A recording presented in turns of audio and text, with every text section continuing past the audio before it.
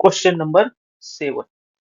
Which risk measure quantifies the potential loss in value of portfolio over a defined period for a given confidence interval, focusing exclusively on adverse market movement? क्या क्या पूछा गया है sir हमें? कौन सा risk measure जो है क्वांटिफाई करता है जो कितना लॉस होगा पोर्टफोलियो में, कितना लॉस होगा? कौन सा मेजर क्वांटिफाई करता है पोर्टफोलियो में कितना लॉस होगा दिए हुए टाइम पीरियड में और कॉन्फिडेंस लेवल पे? ठीक है, जब मार्केट एडवर्स इफेक्ट करता है, एडवर्स मूवमेंट मतलब आपके पोर्टफोलियो के अगेंस्ट जाता है, आपके पोजीशन के अगेंस्ट में जाता है। फर्स्ट ऑप्शन है sir sensitivity analysis. Sensitivity analysis क्या करता है सर? कोई भी एक फैक्टर, कोई भी वन फैक्टर चेंज होने की वजह से उसका क्या इंपैक्ट पड़ेगा ये बताएगा। ठीक है, जैसे कि suppose interest rate, only one factor consider करता है। इंटरेस्ट रेट 1% से चेंज होगा तो उसका इंपैक्ट क्या होगा? ये क्या बताता है सर सेंसिटिविटी एनालिसिस? कोई भी one factor at a time, जैसे कि इंटरेस्ट रेट रिस्क, बाद में आपका मार्केट रिस्क, ये चेंज होने की वजह से आपके पोर्टफोलियो पे क्या इंपैक्ट होता है ये बताता है। ठीक है सर। सेकंड क्या है sir? Standard deviation. Standard deviation क्या बताता है सर? आपका जो रिटर्न है, स्टैंडर्ड डिविएशन, आपका जो भी रिटर्न है वो सर प्रॉफिट या लॉस ये बताता है। स्टैंडर्ड डिविएशन क्या बताता है सर? प्रॉफिट और लॉस कितना अप होगा या डाउन होगा, अप और डाउन, या प्रॉफिट बढ़ेगा या लॉस होगा ये बताता है। मतलब यहाँ दोनों चीजें कंसिडर हो रही, प्रॉफिट एंड लॉस। हमारे यहाँ पे क्या पूछा है सर? लॉस पूछा है, पोटेंशियल लॉस पूछा गया है, तो बी करेक्ट। सेंसिटिविटी एनालिसिस भी रॉन्ग है, यहाँ पे उसके बारे में कुछ बताया नहीं। War value at risk. Value at risk क्या है सर? आप कितना लॉस कर सकते हो वर्स्ट कंडीशन में, loss in worst condition at 99% confidence level with time horizon 1 day और 1 मंथ, 1 ईयर, जो भी है। तो वैल्यू एट रिस्क क्या बताता है सर? आपका पोटेंशियल वर्स्ट लॉस, मतलब गिवन कॉन्फिडेंस लेवल पे, ठीक है, आप कितना लॉस कर सकते हो वर्स्ट कंडीशन में, वो बताता है। एक्सपेक्टेड रिटर्न, ये तो सर ये नहीं, इस पे कुछ रिलेवेंस ही नहीं है एक्सपेक्टेड रिटर्न का। आप कितना प्रॉफिट चाहते हो, कितना प्रॉफिट कमा रहे हो, वही है एक्सपेक्टेड रिटर्न। अब सर वैल्यू एट रिस्क को कैसे याद रखूं मैं? आप एक नोट्स बनाइए सेपरेट, मतलब छोटा छोटा पॉइंट बनाइए, वन वन लाइनर आपको याद रखने के लिए। जब भी आपको क्वेश्चन पूछा जाता है how much I can lose, मैं कितना लॉस कर सकता हूं, तो क्या है sir? Value at risk. Loss के बारे में जब भी बात होती है, ओनली लॉस, तो वैल्यू एट रिस्क आएगा। ठीक है, यहाँ पे सेंसिटिविटी एनालिसिस भी देखा हमने, स्टैंडर्ड डिविएशन भी देखा, वैल्यू एट रिस्क भी देखा। Question number 8. Which of the following statements best differentiate sensitivity and volatility as a risk measure? क्या बताना है सर हमें? नीचे दिए गए कौन से स्टेटमेंट में का डिफरेंस बताना है जो रिस्क मेजर है सेंसिटिविटी एंड वोलाटाइल का? क्या differences between sensitivity and volatility as a risk measure? Sensitivity क्या है सर? सेंसिटिविटी क्या है? सेंसिटिविटी है सर कोई भी एक parameter, one parameter changes, what is the effect on profit और लॉस?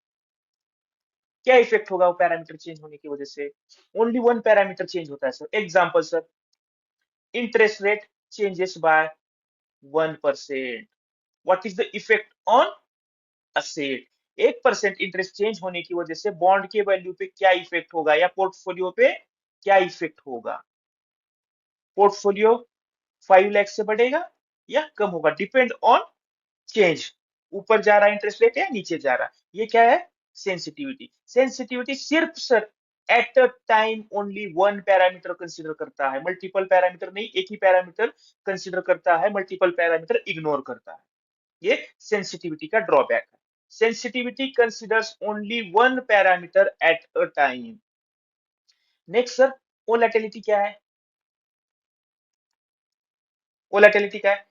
वोलेटिलिटी बताता है कि अपना असेट या पोर्टफोलियो कितना स्विंग कर रहा है, कितना मूव कर रहा है अप और डाउन। क्या है सर? वोलेटिलिटी क्या बता रहा है? अपना पोर्टफोलियो एसेट कितना मूव कर रहा है up and down over a time. ठीक है सर, जब बजट का दिन होता है, बजट के दिन में कोई स्टॉक मार्केट देख रहा होगा तो कितना स्विंग होता है निफ्टी में या स्टॉक में?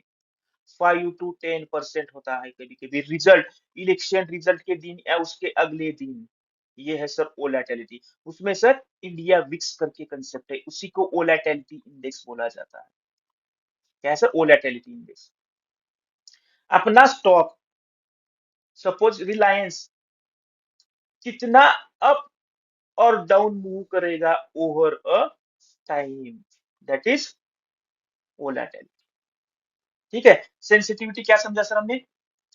ओनली वन पैरामीटर, कोई भी एक पैरामीटर चेंज होने से 1% चेंज होने से वन पैरामीटर क्या अफेक्ट होता है पोर्टफोलियो पे। वोलेटिलिटी में क्या है सर? आपका असेट जो है कितना अप और डाउन मूव करता है over time period, that is volatility. First option क्या है sir?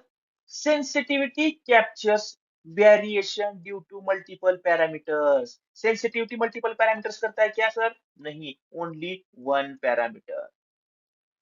Volatility captures only one parameter. Sir, volatility multiple parameters consider करता है, not one parameter. ठीक है। Next sir, sensitivity measures deviation of a target variable for a unit change in a single parameter. जो single parameter interest rate है, unit change होने की वजह से आपका जो टारगेट वेरिएबल है कितना चेंज हो रहा है, ये करेक्ट है। While volatility measures dispersion around average of a variable। मतलब क्या है सर? वोलेटिलिटी हमें क्या बता रहा है सर? आपका एवरेज मूवमेंट जो है अप और down, upper down over a time. तो बी इज करेक्ट, ये रॉन्ग है।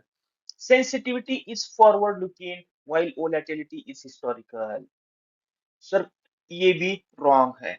दोनों भी सर बैकवर्ड और फॉरवर्ड लुकिंग है, forward and backward looking. Both sensitivity and volatility captures only downside risk, ये भी रॉन्ग है सर। दोनों भी सर अपसाइड एंड डाउनसाइड दोनों भी कैप्चर करते हैं, अपसाइड एंड डाउनसाइड। ठीक है सर, सेंसिटिविटी को कैसे याद रखना है? सिंपल ट्रिक, सेंसिटिविटी को मैं याद रखूंगा सर ऐसे, what if one thing changes. One thing मतलब एक पैरामीटर चेंज होने से क्या होगा? What if one thing changes. ठीक है, वोलेटिलिटी क्या है sir? How much, how much it keeps changing, कितना चेंज हो रहा है। ठीक है, how much it keeps changing, ये याद रखने का है। ये छोटा छोटा आप नोट्स बना लीजिए, वन पेजर आपको इजी जाएगा रिवाइज करते टाइम पे और याद करते टाइम पे। ठीक है, सी इसमें सर, सॉरी बी इसमें करेक्ट आंसर है sir. Question number 8, what is the primary conceptual flaw of return on asset and return on equity that risk adjusted return on capital is design to correct. क्वेश्चन में क्या पूछा है sir? जो आपका return on asset and return on equity में क्या issue है, वो return risk adjusted return on capital में फिक्स किया है या उसे डिजाइन किया गया है। Sir return on equity and return on asset ये क्या मेजर करता है sir?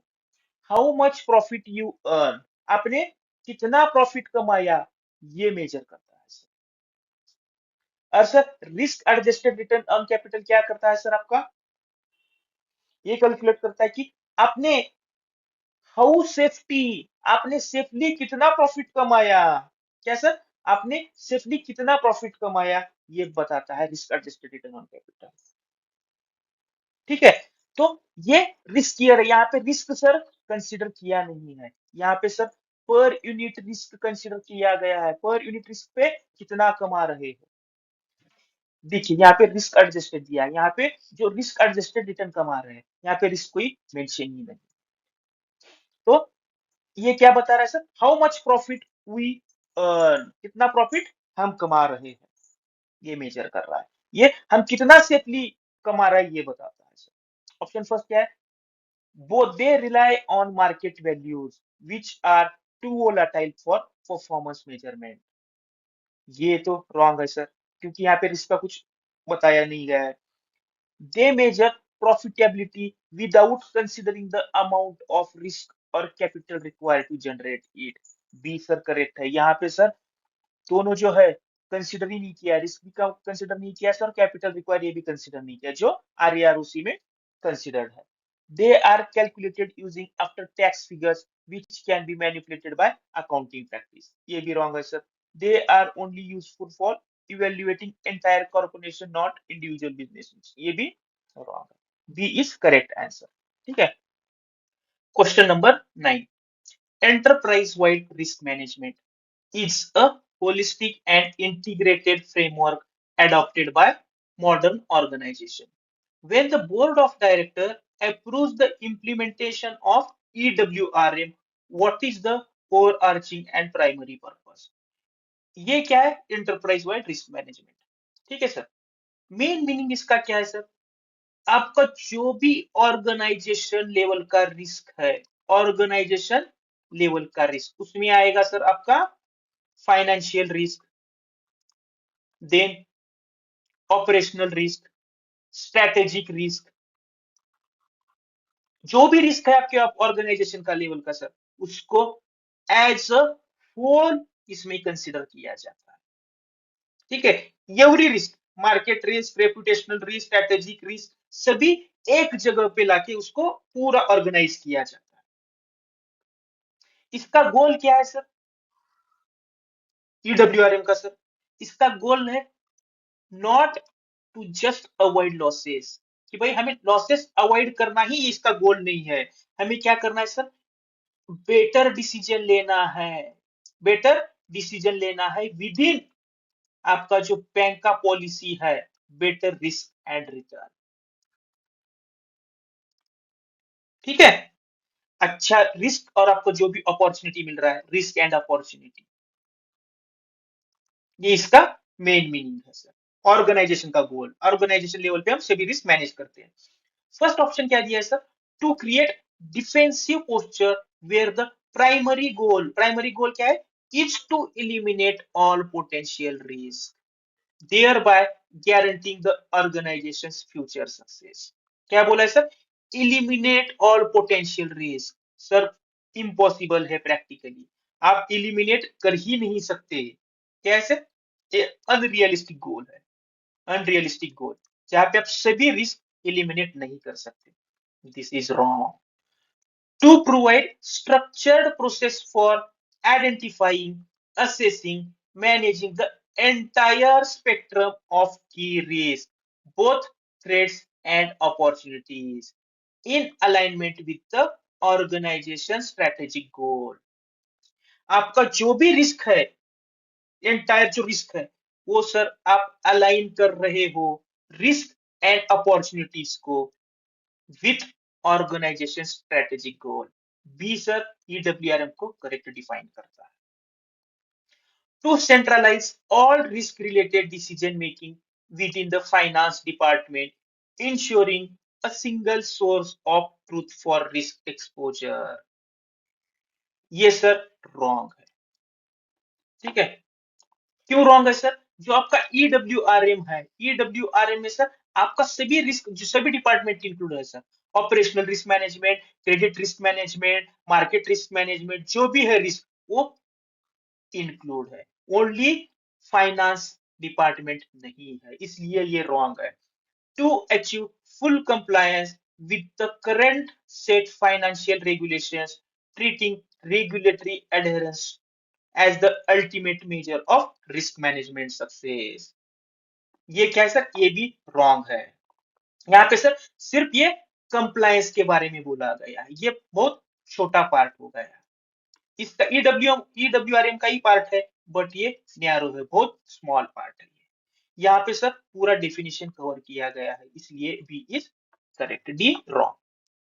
Question number 10, why is downside potential considered the most comprehensive risk measure in banking? क्या पूछा है सर, जो डाउनसाइड पोटेंशियल जो है, ये सर बैंक में मोस्ट कॉम्प्रहेंसिव मतलब सर मोस्ट कंप्लीट मेजर है compare to other risk measures का। पोटेंशियल डाउनसाइड की होता है। डाउनसाइड मतलब सर क्या है, लॉस साइड। पोटेंशियल मतलब सर आपका मैग्नीट्यूड, कितना लॉस होगा, लॉस अमाउंट। ठीक है, डाउनसाइड पोटेंशियल में ये होता है। लॉस अमाउंट है size of loss, possible size of loss. Sir bank में ना आपका प्रॉफिट कितना होता है, उससे ज्यादा लॉस पे ज्यादा फोकस रहता है, लॉस पे ज्यादा फोकस होता है। ठीक है, इसमें बैंक को डर क्या है sir, possibility of losing money. इस वजह से आपका क्या होगा सर, कैपिटल चला जाएगा, क्या possibility of losing money, capital का डर रहता है सर बैंकिंग में। ठीक है, तो डाउनसाइड पोटेंशियल किस लिए है, for calculating loss side only. किस लिए सर, लॉस साइड मतलब sir probability of loss on down side, probability of loss on down side.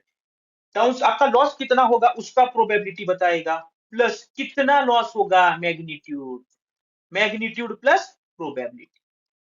Down side potential first में क्या दिया है sir, it calculates the average of all negative returns. क्या बोला है sir, average, providing a simple expectation of loss.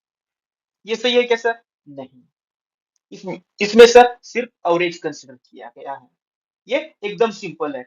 Losses कितना होगा, severe losses क्या है, कितना प्रोबेबिलिटी है, इसमें नहीं है, तो ये is wrong. It integrates the probability, ठीक है, प्लस मैग्नीट्यूड, कितना लॉस होगा, प्रोबेबिलिटी कितनी है लॉस होने की और उसका मैग्नीट्यूड क्या होगा, of adverse outcome, focusing solely on potential loss side. ये सर करेक्ट डिफाइन कर रहा है डाउन साइड पोटेंशियल। यहाँ पे प्रोबेबिलिटी भी है लॉस की और कितना मैग्नीट्यूड है, लॉस कितना हो रहा है ये भी बता रहा है sir. B is correct, it measures the maximum historical loss observed over a specified time period। ये क्या बताया सर, आपका हिस्टोरिकली कितना मैक्सिमम लॉस हुआ था स्पेसिफाइड टाइम पीरियड पे, ये बता रहा है। बट सर जो हिस्टोरिकल हुआ है वो आगे होगा, ये पॉसिबिलिटी है भी नहीं भी। ठीक है, बट ये करेक्ट कैप्चर नहीं कर रहा है सर डाउन साइड पोटेंशियल का। ठीक है, चांसेस है उतना सीवियर लॉस, अब कोविड जैसा बाद में आएगा क्या सर, आ भी सकता है, नहीं कुछ मतलब उतना कुछ गारंटी नहीं है, ये करेक्ट डिफाइन नहीं कर रहा है। It quantifies the average deviation of returns from the mean capturing both upside and downside बोला है सर, ये सर डिफाइन नहीं करता, हम सिर्फ डाउन साइड देख रहे हैं लॉस साइड में, ये दोनों बोल रहा है अपसाइड एंड डाउन साइड, तो बी इज करेक्ट। ठीक है, Question number 9. In modern financial risk management, the distinction between transaction level and portfolio level risk is critical. Which of the following statement best describes the fundamental conceptual relationship between these two levels of risk? तो sir हमें क्या पूछा है sir question में, transaction level and portfolio level risk में sir fundamental मतलब दोनों differently कैसे बिहेव करते हैं, how both are behaving differently। ठीक है, first sir transaction level, transaction level में क्या होता है सर, रिस्क ऑफ, क्या है sir, risk of single deal और एक्सपोजर, मतलब सर ये किसका रिस्क है सर, सिंगल लोन का या एक्सपोजर का रिस्क। पोर्टफोलियो लेवल रिस्क क्या है सर, ये ओवरऑल रिस्क है sir, overall risk of multiple transaction, यानी सभी ट्रांजेक्शन्स का overall risk. Many transactions overall risk is portfolio risk. समझ गए? अब देखेंगे सर, पोर्टफोलियो रिस्क में सर आप इंडिविजुअल ट्रांजेक्शन ऐड कर रहे हो। इंडिविजुअल ट्रांजेक्शन जब ऐड कर रहे हो, कंबाइन कर रहे हो, इंडिविजुअल ट्रांजेक्शन कंबाइन कर रहे हो, इस केस में सर वो जो आपका इंडिविजुअल रिस्क जो है वो जस्ट ऐड नहीं हो रहा है सर, ये ऐड तो ही होगा, बट ये जो इंडिविजुअल रिस्क है ना वो कैसे बिहेव कर रहे हैं एक दूसरे से, ठीक है, उन दोनों में का रिलेशन क्या है, उसी को बोलते हैं सर करोलेशन ऑफ इंडिविजुअल रिस्क। ठीक है, इंडिविजुअल रिस्क का कोरिलेशन क्या है, उस पे भी पोर्टफोलियो लेवल रिस्क डिपेंड होता है। ठीक है, सपोज सर एक आईटी सेक्टर का लोन है और दूसरा स्टील सेक्टर का है। आईटी सेक्टर का सर ठीक ठाक परफॉर्म कर रहा है, स्टील का वर्स्ट परफॉर्म कर रहा है। जो दोनों का रिस्क जो है सर, जो दोनों का रिस्क है वो सर एक दूसरे को पार्टली क्या करेगा सर, ये कैंसल आउट करेगा, पार्टली कैंसल आउट करेगा, फुल्ली नहीं करेगा, क्योंकि इसका बिहेवियर अलग है, इसका बिहेवियर अलग है, ये पोर्टफोलियो लेवल पे होता है। तो इसका कैंसल रिस्क जो क्या कर रहा है सर, कैंसल आउट कर रहा है, पार्टली, फुल्ली नहीं कर रहा है। Option A, the total risk of a portfolio is simple, क्या बोला है सर, रिस्क जो है simple, unweighted sum of stand alone risk of its individual transaction. यहाँ पे क्या बोला है सर, सिंपली सम हो रहा है, ये सर फुल्ली करेक्ट नहीं है। ठीक है, जब आप टोटल करोगे आपका सर इंडिविजुअल रिस्क एक दूसरे साइड पे मूव कर रहा है, एक ट्रांजेक्शन दूसरे साइड पे, बट जो इनका रिस्क जो है दूसरे को सर पार्टली कैंसल आउट करेंगे, फुल्ली नहीं करेंगे, इसलिए ये रॉन्ग है। Portfolio risk is the emergent property determined not just by the risk of individual transactions. क्या बोल रहा है sir? Not just by the risk of individual transaction, but the interaction of their risk as measured by correlation and concentration. Portfolio risk जो है ना sir, individual risk पे तो depend है ही, क्या है सर, नॉट जस्ट इस पे तो डिपेंड है ही, बट एक्स्ट्रा क्या है सर, जो इंडिविजुअल जो रिस्क है वो एक दूसरे से कैसे इंटरएक्ट करते हैं और दोनों का कैसे कोरिलेशन है और कंसंट्रेशन है, उस पे डिपेंड है। तो बी इज करेक्ट है, B correct. The transaction level risk is microcosm of portfolio level risk, क्या है sir, portfolio risk, meaning that analysing the single transaction in isolation provides complete picture of its contribution to the portfolio. यहाँ पे क्या बोल रहा है ना sir, ये जो है सिंगल ट्रांजेक्शन जो है ये आपको फुल स्टोरी बताएगा, किसकी सर, पोर्टफोलियो लेवल की, कंट्रीब्यूशन टू द पोर्टफोलियो। क्या बोल रहा है सर, सिंगल ट्रांजेक्शन आपको बताएगा full story about portfolio risk, किसके बारे में सर, पोर्टफोलियो रिस्क के बारे में, सिंगल ट्रांजेक्शन। तो C is also wrong. The primary purpose of portfolio level risk analysis is to validate the accuracy of individual transaction risk assessment with no further implication for capital or strategy। ये भी wrong है sir, इसके लिए तो use ही होता है sir accuracy of individual transaction, but in addition capital और स्ट्रेटेजी के लिए भी यूज होता है। यहाँ पे सिर्फ सर स्मॉल पार्ट लिया है यहाँ तक और आगे ये मिस कर दिया, जब ये पूरा कंप्लीट रहेगा तो ये भी करेक्ट हो जाता। तो our B is correct answer. Question number 12, which of the following is not a component of effective risk monitoring and control framework in banks? नीचे दिए गया में कौन सा स्टेटमेंट जो है कंपोनेंट है वो effective risk monitoring and control framework में नहीं है? फर्स्ट है इंडिपेंडेंट रिस्क मैनेजमेंट स्ट्रक्चर। इसका मतलब क्या है सर, जो भी आपका रिस्क मैनेजमेंट स्ट्रक्चर हो इंडिपेंडेंट होना चाहिए। मतलब सपोज सर आपका जो भी बिजनेस टीम है रिस्क ले रहा है, बिजनेस टीम है जो रिस्क या बिजनेस कर रहा है, ये सर जो आपका इंडिपेंडेंट रिस्क है रिस्क मैनेजमेंट टीम वो इससे इंडिपेंडेंट होना चाहिए। ठीक है, मतलब ये सेपरेट होना चाहिए जो बिजनेस टीम से। रिस्क मैनेजमेंट टीम जो है बिजनेस टीम से सेपरेट होना चाहिए। स्ट्रॉन्ग, ये सर करेक्ट है। Strong MIS and audit system. Strong MIS report से क्या होता है सर, आपका जो भी रिपोर्ट है रिपोर्टिंग ठीक से होता है। ऑडिट सिस्टम से सर आप जो भी पॉलिसीज इंप्लीमेंट कर रहे हो वो सही है या नहीं है उससे फीडबैक पता चल जाता है। तो B is also correct. Discretionary limit setting by individual branches without central policy।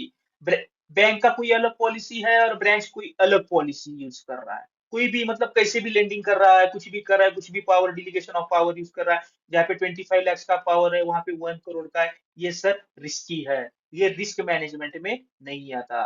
तो C is wrong. Periodical review and evaluation, जो भी रिस्क है उसका पीरियोडिकल रिव्यू होना चाहिए एंड इवेल्यूशन होना चाहिए, ये डी इज करेक्ट। तो C is wrong statement. Question number 13, when a bank uses an interest rate swap to convert its fixed rate liabilities, liabilities किसमें है sir, fixed rate to floating rate, it is primarily attempting to mitigate its credit risk, interest risk, speculative trading income, operational risk। Interest rate swap में क्या होता है sir, आप fix to floating में swap कर सकते हैं, fix to floating, floating to fixed, या floating to fix rate of interest. But sir क्यों कर रहा है ये बैंक, बैंक की लाइबिलिटी है सर फिक्स्ड पे है, मतलब फिक्स्ड डिपॉजिट पे हम सर फिक्स्ड इंटरेस्ट रेट दे रहे हैं। ठीक है, और सर बैंक का असेट किस कैसे रहता है सर, बैंक का असेट फ्लोटिंग पे रहता है, आप loan floating rate of interest पे देता है। ठीक है सर, बैंक को डर है कि इंटरेस्ट रेट डिक्रीज होगा। ठीक है, इंटरेस्ट रेट कम होगा तो सर आपका जो लोन है, लोन में भी आपको इंटरेस्ट रेट कम करना पड़ेगा क्योंकि ये फ्लोटिंग है। बट ये डिपॉजिट का जो है ये फिक्स ही रहेगा, मार्केट में जो भी सिचुएशन हो आपको ये फिक्स रखना ही पड़ेगा। तो बैंक को डर है, इसलिए बैंक ने क्या किया है सर, जो आपका फिक्स्ड है लाइबिलिटी उसको फ्लोटिंग में कन्वर्ट कर दिया। तो बैंक ने यहाँ पे हेज कर दिया है। तो किससे बचने के लिए किया है sir, interest rate, mitigates interest rate risk, B is correct. Credit risk में सर अब डिफॉल्ट रिस्क रहता है, यहाँ पे सर ये मार्केट रिस्क है, स्पेक्युलेटिव ट्रेडिंग इनकम, ये मार्केट रिस्क आता है। Mitigate operational sir, B is correct.